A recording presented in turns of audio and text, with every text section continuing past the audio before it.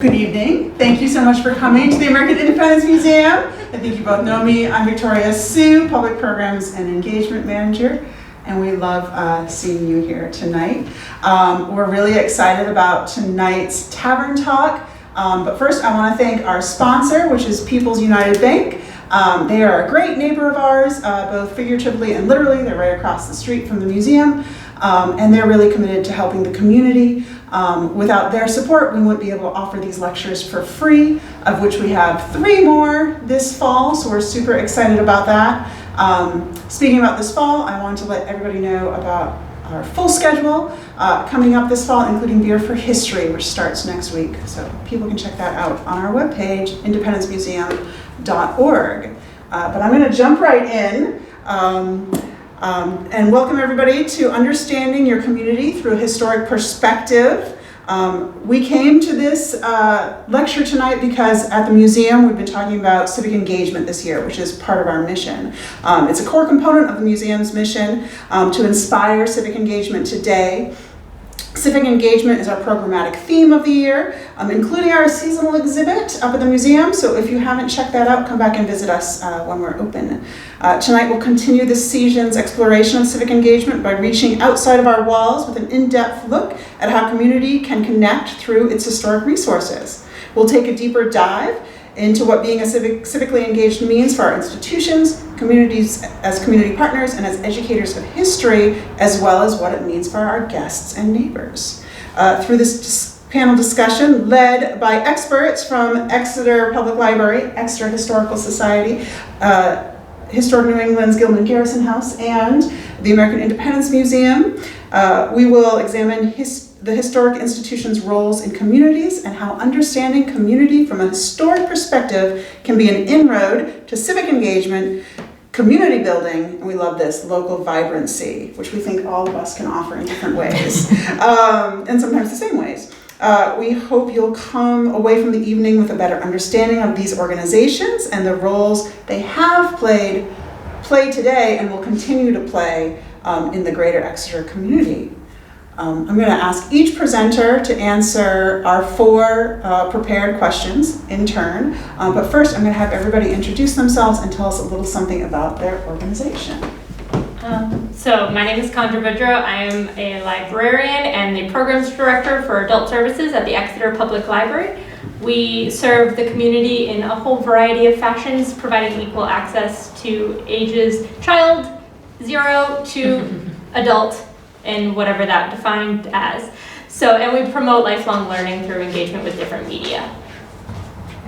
I'm Emma Stratton, Executive Director here at the American Independence Museum.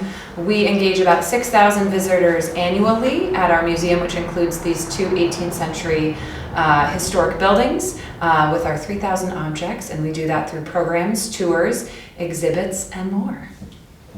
I'm Barbara Rumkunis from the Exeter Historical Society. I'm the co-executive director curator. And the Exeter Historical Society was organized in 1928 by some civic-minded people. We are not publicly funded, so we are a 501c3. The Exeter Historical Society's mission is to serve as the steward of the history of the town of Exeter, which gives us 381 years worth of history to work with. And that's what we do. We help people who are doing family research, house research. We assist the town when they're doing research, and we are the keepers of the archives. And I'm Gwendolyn Smith. I'm the Regional Site Manager of Historic New England. I am based in Portsmouth. One of the properties that I oversee is Gilman Garrison House. There are 5 properties here in New Hampshire for Historic New England and 7 up in Maine that constitute the region. Historic New England is the nation's oldest and largest preservation organization dating back to 1910. We have, as I mentioned, 38 properties. We oversee 4,000 acres, 125,000 collections objects, 1.5 million archival items. And we also have over 100 easement properties throughout New England. Excellent, thank you. So we'll start with the first question. We had planned to be very strict about our timekeeping tonight, but if you have questions after somebody says something and you want to jump in, feel free. If you guys feel like you just have an aside that after you're done and you've got to add something because somebody inspires you, I think that's fine. If I feel we've gone way too far, I'll be like, let's jump on to the next question. Once everybody's had a chance to speak, that is. We'll start with Emma, because we'll go down the row.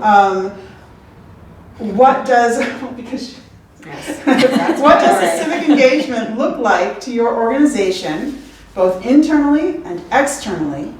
How is civic engagement a benefit to both the organization and the community? Thank you. Well, certainly for us at the American Independence Museum, civic engagement is a core component of our mission.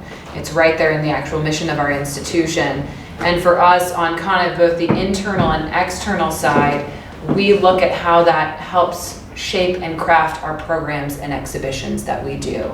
So what we're looking at when we are going to create programs is how can we spark an idea or create engagement through our exhibitions, through our programs, in a way that's really going to be inspiring to people to go out and do more in their community. And we're using that through the lens of the Revolutionary War, the Declaration of Independence, and most importantly, our Constitution, which really sets the frameworks of our democracy in terms of how we view civic engagement in that kind of political spectrum.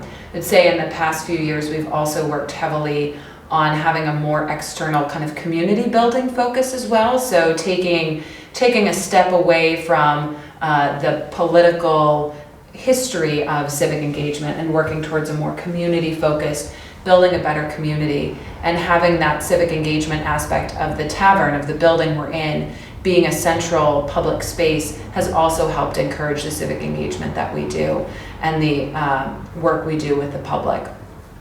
Internally as well, in terms of the civic engagement component of building a better community, we're looking at diversity, access, and inclusion, both internally as a staff and as our organization, from who our constituency are, who our community is, how our staff is made up, and what our board and governance looks like as well. So we're also looking at those avenues on the internal side for what it should be for our organization. How is civic engagement a benefit to both the organization and the community? We find as a small museum in a small town that the stronger the engagement, the stronger the community, the stronger our museum. And that's one of the things I love about the panel that we have here tonight, is that strength through collaboration that we're showing as part of that. Thank you. Barbara. Okay. The Exeter Historical Society wouldn't exist if it wasn't for civic engagement, because we really do depend on people of the town to not only tell us their history, but bring us items. I would say most of our collections have been donated over the years, and we still depend on people to be collectors of history as it is happening right now. And we also ask people to participate by doing an oral history with us, or telling us what it was like when they went to the Robinson Seminary, for instance. So all of these things are very important in the Historical Society, just to keep people coming in and telling us their history. And we're not, you don't have to have a family that goes all the way back to the Revolution to be participating in the town. We've been expanding our knowledge of the immigrant communities that came to Exeter over the years, the waves of people who came in and changed the landscape of the town. Without their stories and their families' stories and ideas and artifacts, we wouldn't have any of that. So that's all very important to us. Civic engagement, I think we do a lot of work with other organizations. Is that the next question? I think it is. But You can go there too. we also assist the town when they're doing research and they want to know. Right now in 2019, we're in the process of renaming some of the roads and streets and avenues in town that may have slightly confusing names because they're similar to another name in town. And so the process of finding a new name for a street is complex sometimes. And we appreciate it when they give us a call and ask us to help. We've had the water department come in to look at maps to see if where they're digging is the appropriate place for it. So all of these types of things happen. We like to partner up with other organizations. I think it's because the Historical Society views itself as primarily a resource. So we're the place you come when you want to know what happened, what event happened. So we work with the Kiwanis Club when they're running the UFO Festival. What do we have for the written documents, the facts of what happened at that particular event? We are working with the Race Unity team as we try to expand. You were also talking about inclusion. We are also trying to expand our focus of the town's history to include the people who may have been overlooked, forgotten, or excluded from our history. They are all still part of our story. And people who aren't here very long. There are large numbers of people who cycle in and out of town because they're perhaps attending Phillips Exeter Academy for 4 or fewer years, and convincing them that they are part of our history, participants in our town. It's all very important to us. This we do primarily through acting as a resource, but also through education. So it is important to us to make sure that the town of Exeter's story is deeply involved in the schools in the area. So they're not just studying World War II, they're studying what happened in Exeter in World War II. So that local story is something that the students can then expand outward on. So I think those are all ways that we try to maintain that and to try and keep ourselves connected to the town. And I agree. It's really about storytelling. And the fact is that when you have houses in a town like Exeter, we're also interconnected, whether it be, as we were talking earlier, whether it be the Ladd family or the Gilman family. The story of Ebenezer Clifford down the street at Gilman Garrison, which of course ties back to Portsmouth with 2 of our other properties, the Governor Langdon House and also Runlet May. So as you can imagine, an organization like ours, we have obviously a lot of stories to tell. And throughout the 38 properties, we have anything from, a circa 1707 house, such as Gilman Garrison, to the Walter Gropius house in Lincoln, Massachusetts, which of course is celebrating the Bauhaus anniversary this year. So along the way, we're really always happy to look for partners and engage and broaden our perspectives. And the way that we've looked at things over the years has changed, just as everybody is, sort of an ebb and a flow, and, we have new perspectives to share. And so in the past few years, we've been actively engaging with Black Heritage Trail of New Hampshire and done a number of programs with them. We also partnered with them last year for an exhibition at the Governor Langdon House, and we continue to partner with them for programs. And I know we've always enjoyed having our booth at the American Independence Festival. Every July we look forward to it. And so many people come up to us, though, and they're so happy for festivals like that bring the whole entire town together and really create a community spirit. Because whether it's one family or the next, the truth is, if we really go back and further enough in time, we're really all related in a sense.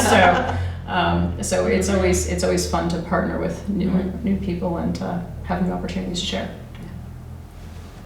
So thinking about the Exeter Public Library, internally we focus very much on being an equal employer. We start our hiring process at the age of 14, and we are building those individuals to become good community members. We're teaching them the really valuable skills that they can take and be successful and engaged humans later on in life. And then beyond that, we are also a very apolitical center.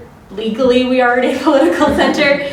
But that also means we have a wealth of opportunity to bring in a variety of people, different ideas, and just engage all sorts of folks in both the immediate community of Exeter, but then the larger community of New Hampshire, libraries more nationally looking, and the librarians inside are very much thinking about how to engage in many ways and through different media. So we have one of our fun examples is you can take civic tests through one of the databases that we offer. And a few years for the 2016 election, we taught kids about voting by holding a mock election, using a couple of the books in the collection to talk about how voting works and democracy. So there are these opportunities in very small ways that we can engage someone through connecting to their community, but then we also have these larger thought processes of being a repository for federal, state, and local government papers, having these wonderful organizations, having these kinds of opportunities to talk about all of this engagement. And then we're also creating foundational educational opportunities to teach folks how and where to find accurate information, spot quote unquote fake news, look for the best ways to think critically and create foundational skills that they can then take to the rest of their community and have a larger impact. Excellent, thank you all. So we'll go on to question number 2, and we'll start with Barbara this time. What does this statement mean to you? Understanding community from a historic perspective can be an inroad to civic engagement, community building, and local vibrancy, including how organizations are interconnected and work together. I think that, first off, we're uniquely located in New Hampshire, which is a very civic and politically minded state. There's no way around that. In the town of Exeter, we choose the shape of our dog licenses by having kindergartners vote on it. So whether it's bone-shaped or hearts or a little hydrant. So, kids learn that process pretty early here. And because of our first in the nation primary, we also attract a lot of politicians to town. So it's very rare that anybody can get even, up to high school and have never met a presidential candidate. It's really, so with that in mind, then we have a population then that tends to be a little more in tune with the wider world and with the local community. And anytime something new comes up, we have town elections every single spring, and when you're in my position where you can read the town reports from year to year, we've been fighting about water going all the way back to when Benjamin Clark Gilman first put in the underground system and the pipes were made out of wood. So civic engagement is something that I would say that is our strong suit as a people. Getting ourselves involved into that discourse is not hard, therefore. We can get people to work on projects. What is, I think, one of the challenges for a place like the Historical Society, and probably the library has the same issue, as I'm going to build a little bit on what Condra just said. When you're nonpartisan and you're trying very hard not to take sides, and you have a group of people that are arguing over something that has been proposed.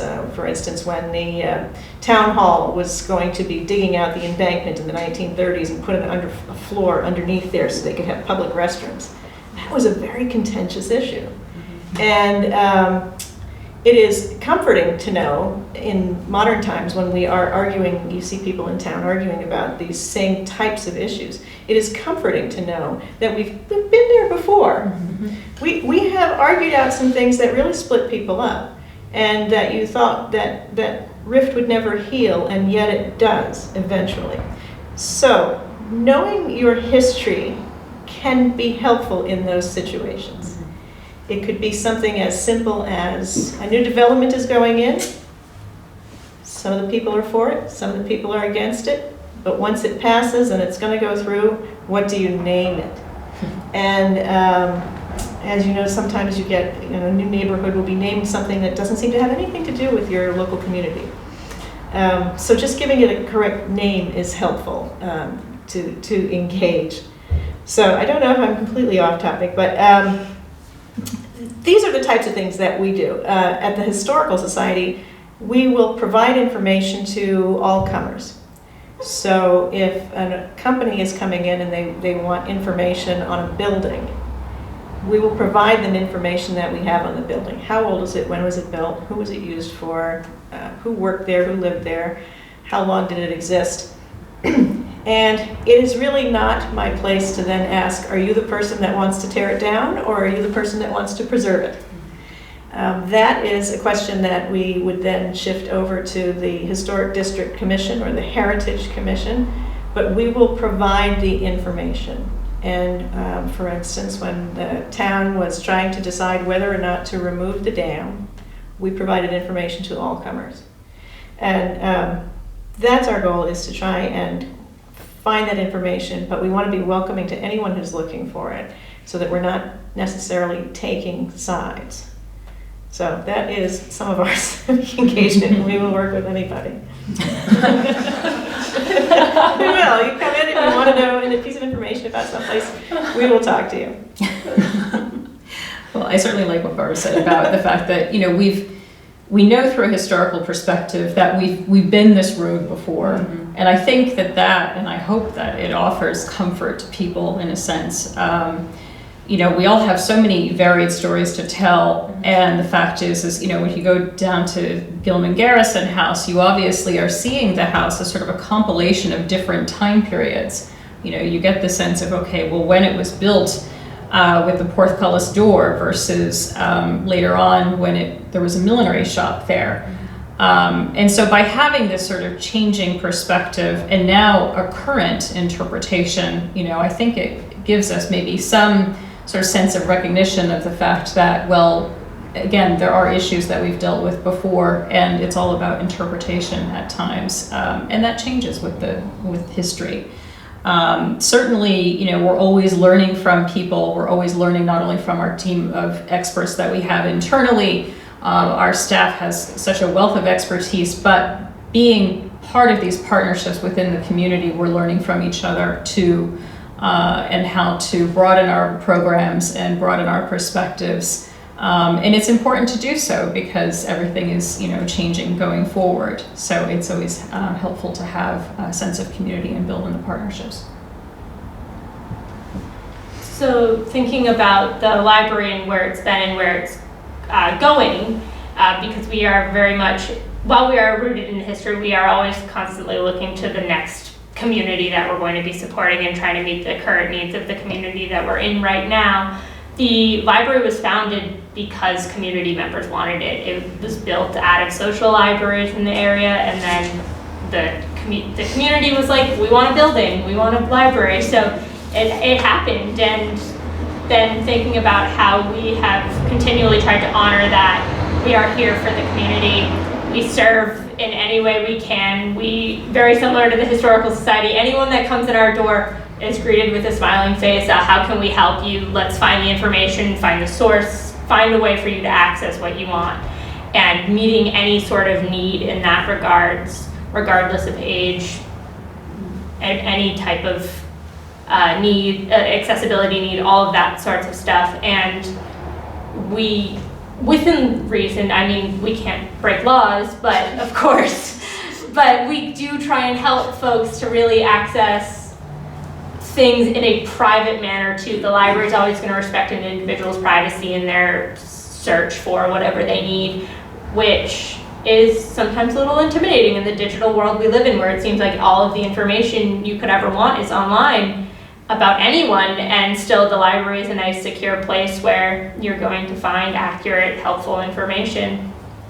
And engaging in partnerships, engaging in the community in all sorts of ways, having crafts at for the American Independence Festival, so people can come in and cool off in the AC for a little bit. They need that, yeah. Or during the tree lighting ceremony, making sure that the library, when it's open, is engaged with more crafts, but also resources on when the trolleys are, or when the next sort of big event is happening in town. People come to the library and try and find out, okay, when is this next big event? When is the UFO festival? When can I next engage in the community? And the library is kind of that pool of resources that a lot of folks go there first to ask for that kind of information, and then we're able to refer them out to maybe the Historical Society or one of the other museums in town, and just engage people holistically in whatever their needs are. So it's not just looking to the past of Exeter, it's what computer do I buy next year, or what's the next big up and coming in anything that's coming up. I want to link back to some of what Barbara and Gwendolyn were talking about in terms of just looking at the building and what everyone's kind of referencing with the American Independence Festival, and how we use that as really a community building tool for our organization. That a lot of that growth of that festival would not be what it is without all the partners who contribute to make that such a wonderful day. And what really I see so much in the civic engagement side of that specific day is all of the hands-on learning that's happening, and the relevancy to today too, which was also a bit of what you, Barbara and Gwendolyn, were talking about, is with that rich history we have, and specifically for us, as an institution focused on the Revolutionary War and that period of independence, to make those connections to today. And those arguments we're having over politics are the same ones we were having back then. And to make those connections and to show people the way that it was navigated at the time, and to be able to use that as a connector and that relevancy, to say these topics we're having, these battles we're fighting now, these arguments we're having are nothing new to us. They're what we've experienced before. And more than, I think, for a lot of people, history in many ways is dates and facts and battles, and it's the dry, rote information that is given to them in history class, where we want it to be a little bit more about thinking and ideas and problem solving and all of those aspects to really bring that relevancy to today that we see. And on the community building side and partnerships, it does make a much stronger community to have all that buy-in from folks and to kind of pool all our collective resources together. We're all small organizations, and to be able to utilize our strengths together is really wonderful. And in that sense, we have a number of programs that we host here that we develop and create the programming for. But more than that, we have this wonderful space of a tavern, which was a community gathering space, which was a center point of civic engagement back then, that we allow other organizations to use for just that same purpose today. So organizations that may not have their own space to host a lecture in or a public program, we want them to have this space and to really treat this space as a forum in that sense, to allow the community opportunities to come and engage with other organizations beyond the ones that we reach solely on our own. Thank you. So third question, what do you see as the future of civic engagement for your and other historic organizations? It's your turn. Okay, I must start that one. Well, I would say that for us, being the nation's oldest and largest regional sort of preservation heritage organization here in New England, we're always looking to see sort of the new philosophies of preservation. We have so many of our houses have their own sort of different personalities, if you will. As I said, we are very diverse as far as time frames go, several hundred years often that they span. So one thing that we often address is sort of, again, level of interpretation. What kind of story do we want to tell in this house? What era are we bringing it to? Because there are, frankly, so many families that sometimes pass through these houses, and so in a sense one can choose to see where they want to go in the house. And for us, though, it's also trying to ensure that the house is obviously going to be there for a long time, and being able to preserve it and make sure that it is available as a resource in the community. So when we often step into our houses as a team, and Historic New England is very team-oriented with all of the staff members, we're collecting all sorts of opinions on philosophies of what level of interpretation are we doing, what levels of preservation are we doing, and so that's an active question for us as far as the future is concerned, and how we broaden ourselves to the public. We are definitely looking to be a resource in the community, as we have been, and again, it's not just the house here at Exeter, but it's also having people access our archives, having people come to us, whether it be for tours or functions, function rentals, exhibitions, and really how can we be a part of everyone's lives. So thinking about libraries, kind of taking the step with you, looking at libraries big picture, libraries are kind of always reinventing themselves to meet the current need of the current population that we're living in. And I mean, our library right now, the Exeter Library, is a perfect example of that with our upcoming renovation, that we are building something that was not anticipated 32 years ago when the building was built, that we need a ton more meeting spaces. Mm-hmm. So part of the renovation is to give more access to more groups to come in and engage, whether that be through tutors, not political groups necessarily, but community groups that want to come in and meet. We get a lot of housing groups, health groups, that people that just want to use a space, neutral space and meet and chat. That our library is doing that right now with this upcoming renovation. And beyond that, we are adapting our technology to be the most current meet the needs of the current and future students that will be using our resources, or the future community members that need our resources. And then beyond that, continuing conversations like this, continuing partnerships with other community organizations to promote these civic ideals and civic engagement, especially, and being good community members, just not within just the library and Exeter, but within the library community on a whole, and being active partners in whatever whatever our next project is. Right.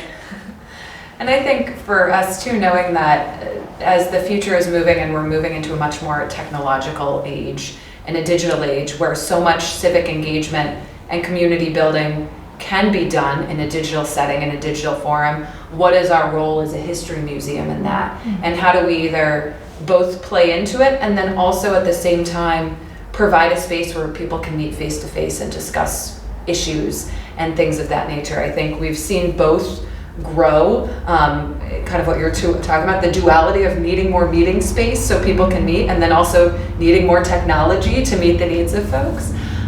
We certainly see that here too in how people are engaging with us, and certainly digital media and social media, and now allows our reach of our organizations to grow immensely. I know you get people who lived here however many years ago and now live on the West Coast or in another country and are chiming in to watch History Minute. So there is that level of engagement, both local, but also keeping a local engagement with folks that don't live here much anymore, or live at a distance, and how that can affect civic engagement in our local community, that it doesn't necessarily have to be the people that lived here or live here now. It can be anyone with a connection to this town and this area. And for us, that expands even further to include those groups that are interested in what we interpret, the Revolutionary War, independence, all of those aspects. And looking at that future of civic engagement is really being this duality of both this increase in technology and how we're able to utilize that space more effectively to encourage civic engagement, and also being able to build a stronger community here on the ground, face to face with people through partnerships with organizations. You know, we have a local group in at Christmas that writes cards to veterans. The society, our parent organization, Society of the Cincinnati, was founded on a very basic advocacy principle, and really being able to promote that. And beyond that, for us, even looking at school curriculums and civics education, becoming a part of that conversation. That's certainly a hot topic now, and what we're seeing a real discussion coming out about that, of how do we get more civics education in the classroom and what our role is in that, in terms of building better citizens, and building informed citizens, and creating a better community and a better democracy through those avenues. So the future of civic engagement in our organization, there's just so much more that we learn about Exeter. You know, on a continuing basis, we uncover things about the town that we didn't know even a short time ago. And it's not, I think our challenge for the future is to make sure that we as an organization do not become static, that we don't get a fixed idea of, well, this is what the written history of Exeter says, this is what happened, so that is what happened. Because then you'll find something else. You'll find a diary, you'll find tax records, you'll find a census, you'll find something that says, well, it wasn't exactly like that. You know, it wasn't an all-white Protestant community. It was not. And when we revise history, when we uncover more information, which sometimes means, for lack of a better term, ruining the stories that other people had about the town. And we're not trying to tear down what we thought we knew about the past. It is simply that it was not so. You wouldn't want a plaque put up for yourself 100 years from now, and then you travel back in time, and there's an air plaque because we have flying cars, and it says something about you that never happened. So we have to be cautious about the things that we say. We have to make sure that we get history right. We have to make sure that if we have gotten history wrong, that we know how to, in some way, commemorate the fact that we got it wrong for a reason, because the tenor of the time said that this was what we were doing. So we have to always be focused on moving forward in what we're doing. And that means collecting information from people, from places. And Connor talked about access with libraries, expanding how we get information. I can do deed research from my desk now. It used to be you'd have to go out to the Rockingham County Registry of Deeds and you could spend hours just trying to track who owned this house when, one right after another. Genealogy used to be done through deeds and through who land was left to. You do it through probate records, and now the census is online until 1940. So you can go back and find out a lot more information about people. So we have better access to better information. We don't have to depend on just someone's recollections of something. The challenge for us then is to keep moving forward, to not getting static, to keep moving in the right direction. And even though we are a historic town and we have all of these lovely old historic buildings, we get asked quite often, can we do an inventory of all the historic houses in town? And the question always becomes, well, what's the cutoff date? Because this is New England and a lot of the houses are old. I live in a very old house, and I came to a realization one day that in former times my entire house all the lighting would have been whale oil. Mm-hmm. And for some reason this just hit me like a ton of bricks. There's so much we have to say today about energy and climate change based on what we have been consuming over the years. But there was a time when it was whales.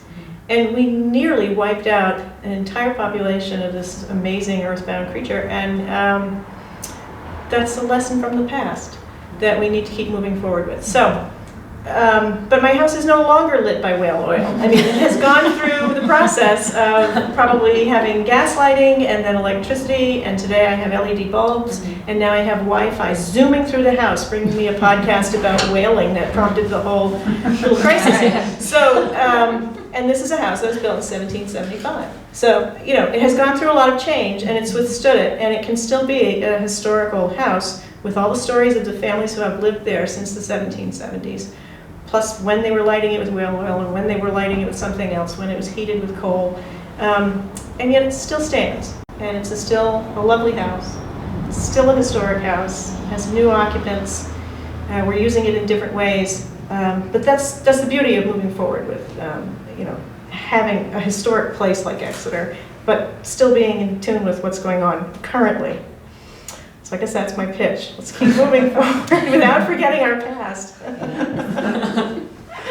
Last question. What do you wish people knew about your organization? So this is kind of a potpourri. You can really answer this any way you want. Gondra, we'll start with you. So the library wants you all to know that we're here for you. We are so excited when people come in. And really, all you need to access the great wealth of information is a library card. And even without a library card, you can still access so much. We offer, I had 30 programs this month. So between movies and lectures, book talks, book groups, we offer so much for all ages, and we are just happy when people come in and use us because we are such a great resource, and you can save so much money going to a library. You can get museum passes to go see museums like the American Independence Museum, or a whole variety of other museums throughout New England.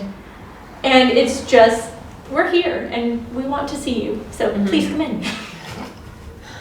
Much in the same way, we're here and we want to see people, and I think that's one of the biggest challenges for us is, having people know who we are and know that they can come and see us, but more than that, coming to take a tour to know that we are all, people running this organization, and we want to hear from you, and we want to know what kind of programs do you want to see? What do you really think about the Independence Festival? Are there ways we can be offering different things that would fit better with the community? And we're open to that feedback, and we're here and we're accessible. We also have a research library. It's not very big, but it talks a lot about lads and Gilmans and Folsoms. And I send people there, they're talking about the Revolution. Exactly. If you're studying the Revolutionary War, we have a great library that is open by appointment year-round, which means just send us an email and make sure we're there. But we have a great resource library that we'd love for people to come and use more often, and all sorts of funny little bits of information. And what's also great is we have connections to all these organizations, so if you have a question and we don't have the answer, we can probably direct you to someone who does know the answer. And we just want people to be able to see us as really a community partner and as a community resource, and not be shy about reaching out, whether it's for a question or a program or anything beyond that. So we are here and wanting and willing to work with our community to build a better community. Good. This is the same story. Yeah. The Historical Society is there to answer all your crazy questions. If you want to know why Pickpocket Road is called that, is there a colony of pickpockets? You're going to have to call me. I'm not going to give you the answer right now. So that's what we're all about, answering any of those questions that you may have, wondering about where things are going in the future. If you want to know what was the footprint of the Native Americans who lived here, what did they leave us, what is still here from that particular population that is no longer around in this area. Those are the questions that we would like to answer. We are also going to challenge people with the by looking at the history that's maybe uncomfortable sometimes.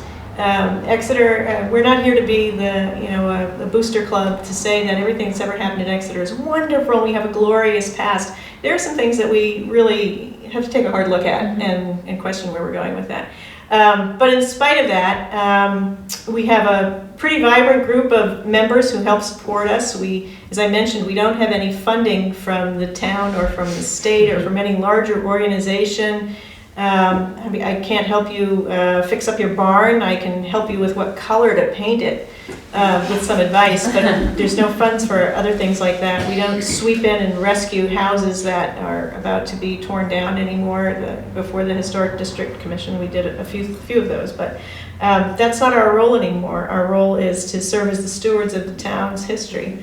And so that's why we're here, is to answer those questions and help you understand what's going on.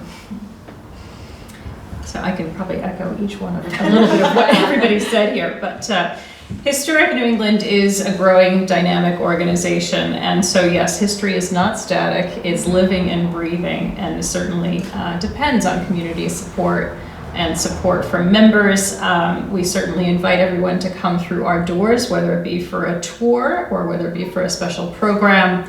We're also looking at new and inventive ways of using the space, so whether it be through function rentals and weddings, coming to see an exhibition, and also one of our properties up in Maine, actually recently we opened up a rental so you can stay in the back part of the property at Nichols Sorwell House in Wiscasset.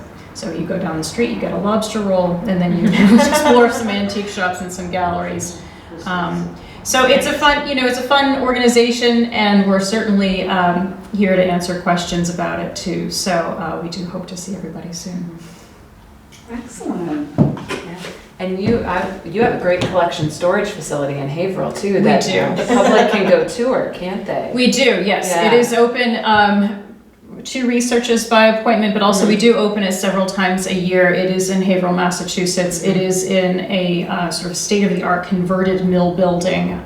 It's a huge collection space, and any one of our curators would be happy to show you. We have these fantastic rolling racks, and you can just pull them out and look at all the costumes, anything from 18th century dresses to Marimekko dresses. A myriad of shoes that would probably not all fit in my closet, I'm sure, but it's a fantastic facility. Yeah, it's a wonderful tour to go on. Certainly overwhelming in the number of objects that are there, and talking about a really thorough and complete history of New England. It's in one building. It's an amazing kind of journey through time. It's a very diverse collection. It's not only at Haverhill, but all of the houses. And in fact, at Langdon House, we just had our second Copley come back into the possession of Historic New England. So it is a growing collection still, and Yes. it's very diverse. So there's a lot to offer. Thank you all very much. Any questions for our panel? And if you don't have any questions the panel thought of, or anything they felt they needed to add as they were speaking, or they heard somebody else speak, or anything like that? One of the topics we had talked about when we were all chatting as a group beforehand that has kind of always stuck with me and continues to stick with me being in the history field is that when we're talking about Exeter Historical Society and history in general, history is as recent as yesterday. And kind of the collective, and I think when people think of history or historical society or a history museum, that we get into this idea of a static story, when really you're collecting and, you know, taking care of history that happened as of yesterday, an hour ago. You're very much a living, breathing, and collecting the present, so to speak. And for all of us, the current research and scholarship that's happening is influencing our interpretation. So we're talking about the kind of storylines or the stories that we're telling. Modern research and scholarship, thanks to the digital age we're in, allows that knowledge to be shared in different ways. And as people are looking at newer sources, we're finding challenges to some of our accepted storylines. And that, I think, is what's really exciting about what we're doing, and where that kind of building the better community and that civic engagement aspect comes in that we're all still actively researching and looking at what resources we have and what story that helps us tell about our community in terms of what we're presenting to the public and what we can help direct people towards in terms of resources. And that to me is one of the really exciting parts of being in the history field, is it's not just looking at 1776. It's what we're talking about now and those connections to today, and collecting and presenting modern interpretations of history and also our present history too. Well, that's it. Thank you all so much for coming tonight. Thank you to our panelists for being here and sharing your expertise and being such a vital part of our community. We really appreciate that. Thank you for coming very much. Yes, thank you. I should give you a round of applause. Yes. And I think we'll call it a night then. Great. Thank Thank you. you. Thank you.